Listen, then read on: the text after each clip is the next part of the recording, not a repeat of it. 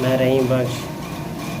السلام علیکم، کیا حال ہے دوستو؟ ٹھیک ہو، خوش ہو؟ اور آج میں آپ کو شاعری کے بارے میں بتانے والا ہوں۔ شاعری کا مادہ شعر ہے۔ شعر کے معنی ہے وقفیت، جاننا یا پہچاننا کسی چیز کو۔ اور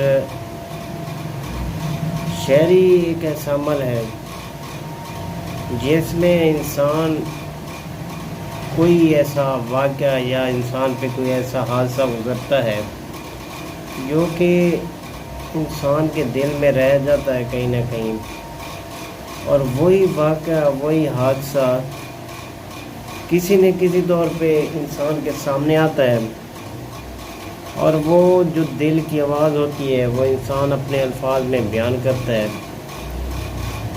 اور اس کو ایک ترتیب دیتا ہے جسے ہم شعر کہتے ہیں۔ اور اسی طرح میرے ساتھ بھی ایک حادثہ ہوا تھا۔ 19-20 سال کی عمر میں میرے والد محترم منظور احمد وفات پا گئے تھے، اور میں نے اپنی شاعری کا آغاز وہیں سے شروع کیا تھا، اور انہی پہ ہی تقریباً میں نے 9 سے 10 اشعار لکھے تھے، 1-2 نظمیں بھی لکھی تھیں ان پہ۔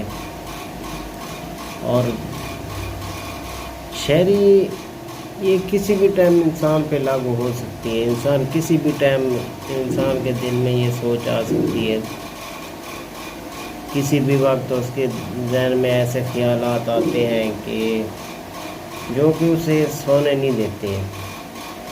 بعض اوقات میں بھی رات کو اٹھ کے موبائل میں لکھتا رہا، کاپی اٹھا کے لکھتا رہا، رجسٹر اٹھاتا تھا۔ آج ماشاءاللہ میری 200-300 نظمیں اور غزلیں ہو چکی ہیں، اور 100-150 شعر بھی ہو چکے ہیں، جن میں 5-6 نعتیں بھی ہیں، اور کچھ ابو کے بارے میں، کچھ عیدوں پر، کچھ موسموں پر، کچھ دوستوں پر، اور کچھ حالات زندگی پہ میں نے لکھی ہیں۔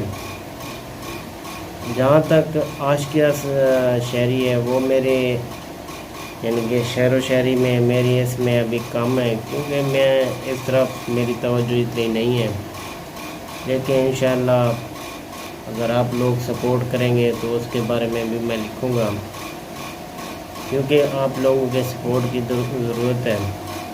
اگر آپ لوگ سہارا دیں گے، آپ لوگ لائک کریں گے، تو انشاءاللہ آئندہ بھی ایسی ویڈیو، ایسے ہی یعنی کہ ایک آدھ غزل، ایک آدھ نظم آپ کو سنا دیا کروں گا۔ باقی آپ لوگوں کی محبتوں کا شکریہ۔ السلام علیکم۔